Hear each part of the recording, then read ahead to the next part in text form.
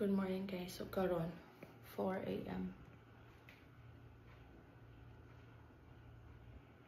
So mag-test ta sa ako ang sugar. So magkuha ta og sugar guys. So dili ko diabetic pero ganahan ko makahibaw kung pila ang ako ang sugar kung mo take ko ani nga kaning honey.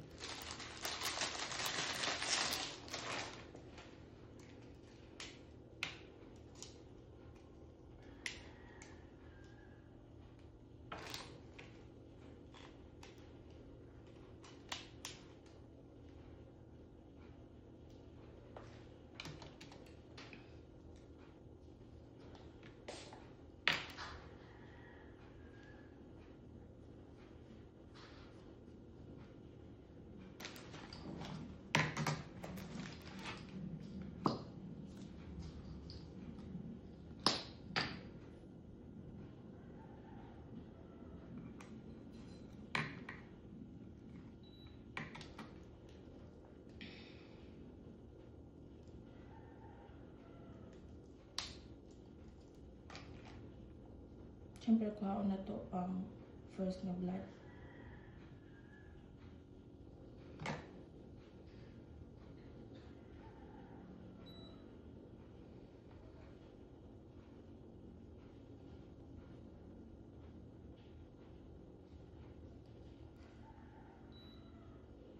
So, 100.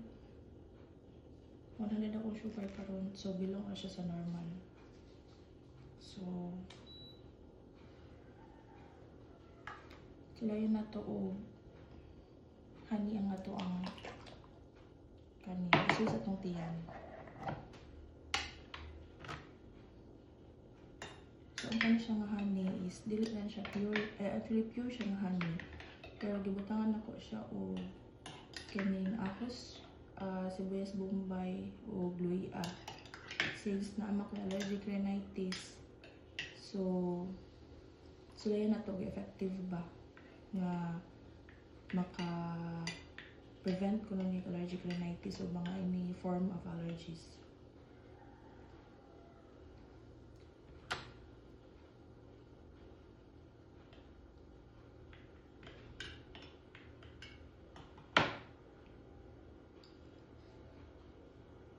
So, syempre, doon ko sa itong gigamit para dili ma-contaminate at himo nga mixture.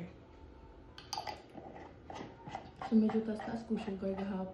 Oh, taas-taas ko sugar. Kadagan ko ikaw di kahapon. So, balikan na to after 2 hours kung pila ang akong sugar. Check ko is 86 lang akong sugar. So, gahapon medyo dagan ko gikaon nga sweet. So, mauni ni Saka o 100 ang ako ang sugar. So, mo naganahan ko mahibaluan mag-ingon ani na ako ang content mo siguro kay ganahan ko makahibalo sad personally ko sa mga gikaon is unsa nga mga pagkaon ang kusog kayo makapaspike sa sugar. So, since pagkamatay sa akong papa ni-declare ang doktor nga diabetic daw siya. Pero di mi kahibaw since dili mo kayo siya mahinga og sweets. So, mo ni ganahan ko at least for awareness na sad kung asay mga kusog kayo makapaspike. So, balik ta after 2 hours. I-check na to kung ilang isa ka.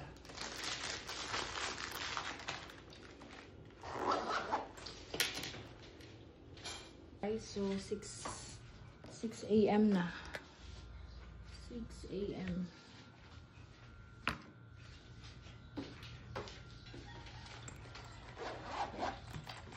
So, for the past 2 hours kay wala ra kayo ko major na activities. Kani map lang silhig for 30 minutes.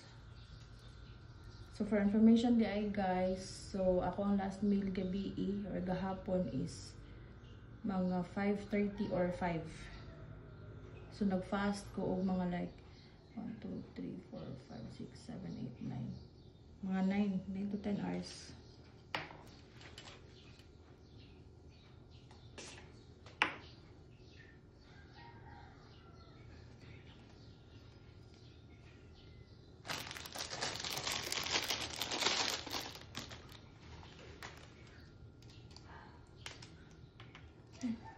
nakuha sa.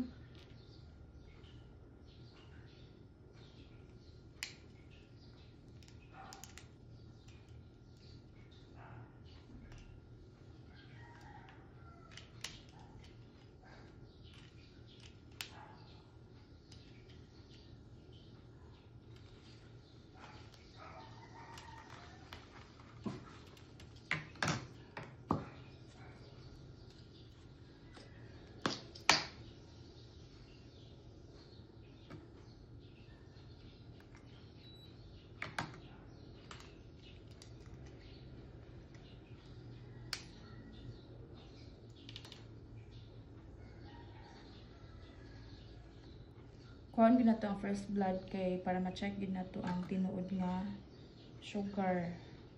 I mean, alcohol.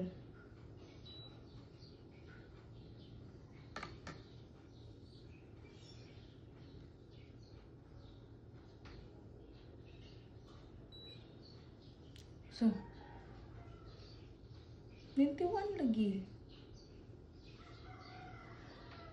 So, 91. So, ubos ra ang okay. Dili magdito siya ko ang gyud.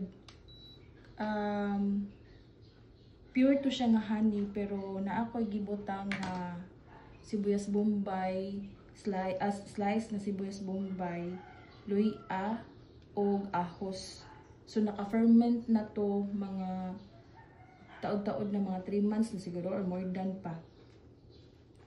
Okay. So, pwede ra di ay. So, pwede ra di siya nga i-consume ang 2 ka tablespoon of honey. Okay.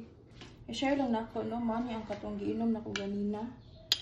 So, for closer look, mo ni siya. Naman siguro ko wait.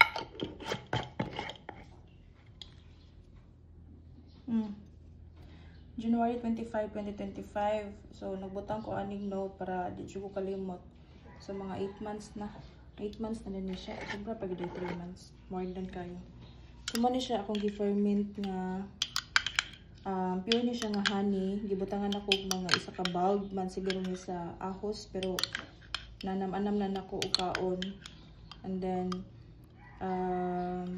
naasad ni mixture sa lemon. Gibutangan ako lemon. Sibuyas bombay o mga ngani kadako siguro sa luya akong i-mix. So ang sibuyas bombay ani is isa ka whole gyud, 1 whole bombay. So gibutangan nako siya. So mo na naka pa lower sa ako ang blood sugar ganina. So ang giinom nako ganina is 2 lang ka ingon ani. So for information sad guys, dili tinuod ha nga kung ang gamiton bitaw nimo is kaning mga stainless nga spoon, mawala ang iyahang vitamin sa honey. So dili na siya tinuod. So made na siya. Ako lang na siyang gi-research. Okay.